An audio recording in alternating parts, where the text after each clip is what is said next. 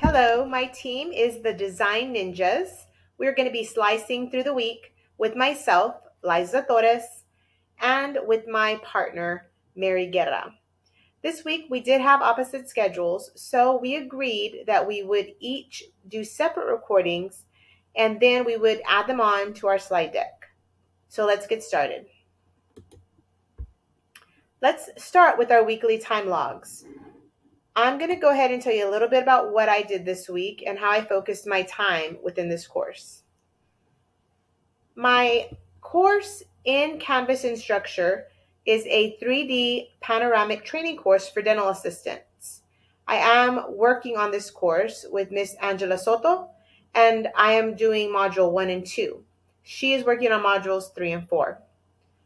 Within my modules, I have used a lot of different tools that I've been exploring over the past couple of weeks, but it should be noted that I have run into a few hiccups because the free Canvas in Structure course does not have a lot of the applications. So some of the applications I did explore, I would be able to use within my Delmar in Structure courses. However, I wasn't able to use all of them within this particular free course. But I did find some workarounds, and I have made even more progress than I had in the beginning. So the first day, which was Monday, that was the 21st, I worked from 5 to 8, about 3 hours, and I focused on reviewing all of the course material. That's mainly reviewing all of the videos and everything for the week and all of our requirements. I also focused on learner assessment and evaluation. What types of tools I'd be able to use within my Canvas course that would help enhance this. So one of the tools I explored was Edpuzzle. It's a tool for learner assessment in a Canvas course that you can add as an app or you can add as an added link. It does allow me to turn passive videos into more interactive videos. So that's something I'm really interested in because it keeps students engaged. Even in the free version of Canvas, I can link the activity and track progress through Edpuzzle's dashboard, and it supports visual learners and gives me quick insights into students' understanding. While it is a great tool, I've chosen not to add it to my modules for our Canvas course.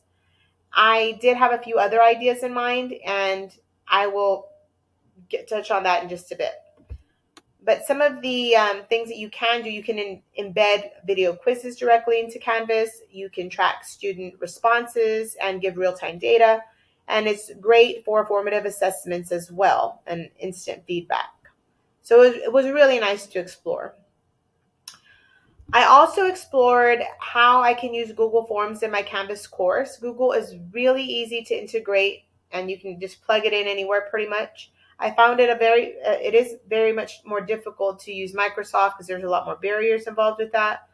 But with Google, I can actually go and I can use it as a questionnaire. I can use it for check-ins, quizzes. And for example, after a module on patient safety or panoramic imaging, I could create a short form asking students to identify key prep steps or to reflect on what they observed in the safety scenario. So it's a fast way to assess student understanding. And this is something that I did consider adding. And you can do it in quiz mode as well. So you can do a knowledge check. Responses can be auto-generated. I can check on them at any time. And it's really easy to use or to add into Canvas. I included a couple of pictures of actual work that I'm doing for the 3D course. So I did add it here. I also wanted to talk about Kahoot. That is an interactive game. Now, it's an interactive option to choose to put in the Canvas course. If my course was synchronous, for example, I would be able to have a Teams meeting with my class, and I could have the students scan the QR code and they could all participate in this review for the test together. So it would make it feel like we're in an actual classroom setting. So that's one of the things I really like. I have included a couple of pictures of actual reviews that I am working on here. So you can see a couple of pictures related to the dental field, and I've included them here. On Tuesday, I spent about 3 hours and 15 minutes exploring learner accessibility.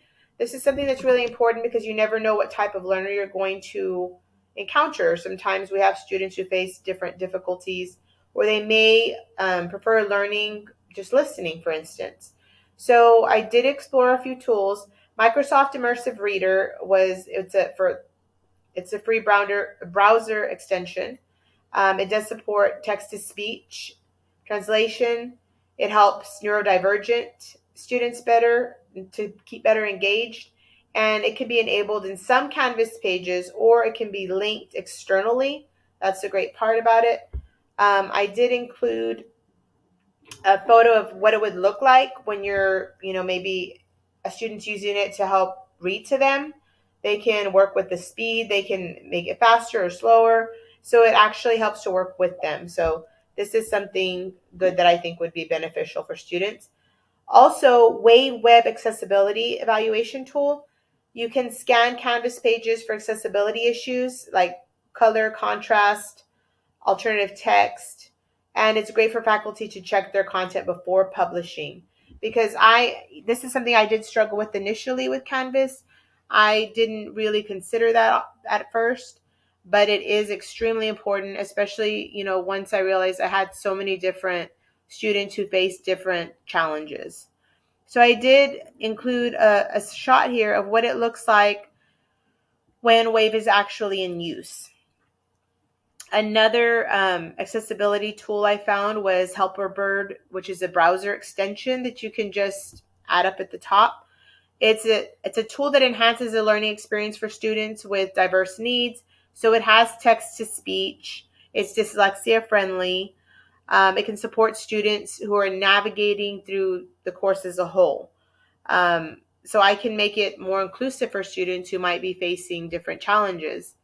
And I did include a little screenshot here of what it looks like when, a student might be interacting with the Helperbird extension. On Wednesday, I spent about 2 hours exploring tools and applications. Trello is one that it's a project management tool that can help organize and track progress while building my Canvas course. I can use Trello to create boards for each module. I can add checklists. It's also great to interact with people who might be on your team. One of the things I used to use in the past was Google Jamboard, but Jamboard is no longer something that's used. They've changed that up a little bit. So Trello is something that matches, and it's actually getting more popular. So it's really great to do collaborative checklists. Students can visually track steps and module progression. So this is something additional that I'd be able to add. Panopto is one of my all-time favorites as well. Panopto is just so user-friendly. I use it regularly in my courses as a way to bring real-world demonstrations to life. As a matter of fact, I'm using the Canvas Free Edition, as you know, right now with Canvas and Structure. But through Del Mar College, with the Canvas course I have there, I would easily be able to integrate or add in videos that I've recorded, like off my phone, for instance. If I recorded a video on my phone, I could actually save it and I could download it into Panopto, because Panopto has an app, and you can put it right on there. You can add it into your course easily, and students will be able to access it. So I did include a Panopto training video that I actually took this year. It is related to 3D panoramic and how to use a new 3D panoramic machine. So this is one that was taken on my phone, and I did upload it into Panopto, and then I was able to take it from there. So down over here, I included a couple of shots that you can see my actual video. This is my actual video in the Panopto application. And then on the second shot, you can see how I'm adding the video into an actual assignment in the Canvas course. So, this option is available through Del Mar College, but however, through the free Instructure option, it is not available. But this is something that you can get as an app through an institution. So, you can record short videos if you want to show students something. It's great for onboarding students. You can also embed directly into your course. And another great thing I like is if you really want, like for instance, you want to record something on Panopto. I'm using Panopto right now, left Panopto. I can easily take the video that I record on Panopto and I can even put it on YouTube if I wanted. So it's very user friendly. You can edit within Panopto as well. So I think it's a great option, definitely one that I'll be using in the Canvas course. Now on Thursday, I spent a couple hours on LTIs. So I normally use ChatGTP. If you were talking to me a couple of years ago, you would see that I had absolutely no knowledge of um, any type of AI help. I had no idea. So ChatGTP was one of the first that I got used to using. I'm still learning every day about different features on ChatGTP. I find it to be very user friendly. There's so many options with it. And I've even myself pay for the version where I can actually have it help me with charts and graphs and things. It's very helpful. But one of the tools we talked about in this course was Magic School Bus. I had heard about that AI tool for teachers, but I went back thinking it might have been about the Magic School Bus. I thought it was primarily targeted towards elementary school kids, maybe. And that was a wrong idea. So I decided, you know what? I need to dive in and try it a little bit more, which I did. What I learned is that, when I tested it out, it seemed like it could be really easily integrated into the Canvas course. I did watch a video on it to sort of get an idea of what it could do. And it's just really great for rubrics, lesson plans. It has a much more organized setup. So if you want to create a rubric, it just has it all sort of laid out for you. I really like that.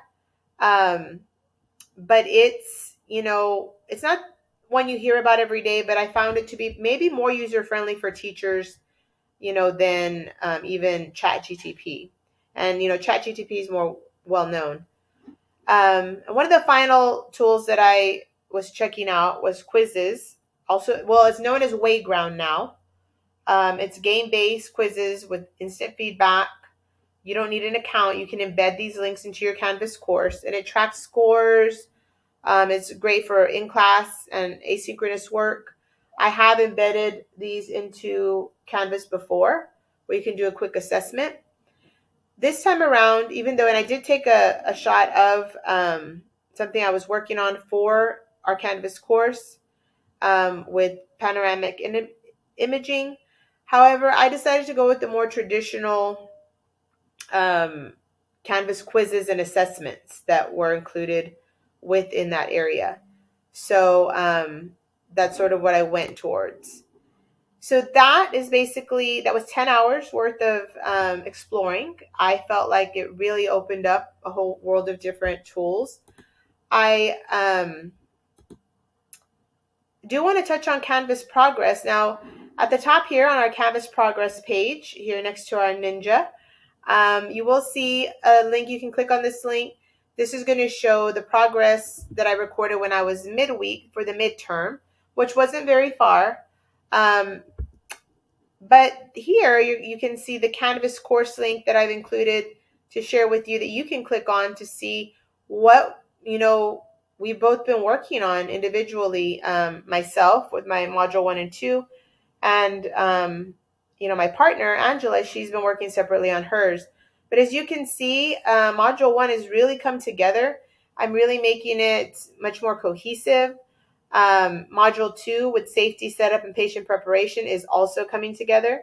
It's including a lot of different, just different activities, different tools like checklists, different assessments. So I'm really proud of the progress that we've made so far on this. I'd love for you to check it out and tell me what you think. And of course, my partner Mary this week, she will be posting hers as well for you to check out. And of course, you'll be able to check out this very recording when we're done here on our weekly recording section. Once we've viewed each other's recordings, we're also going to have our celebrate and elevate. Sorry about that. Um, but yes, we're going to celebrate and elevate some of the highlights of our week and some of the things that we really appreciated that our partner put in towards some of their work. So I want to thank you for your time. And I hope you really enjoyed watching some of the progress that my partner and I have made. We'll see you soon.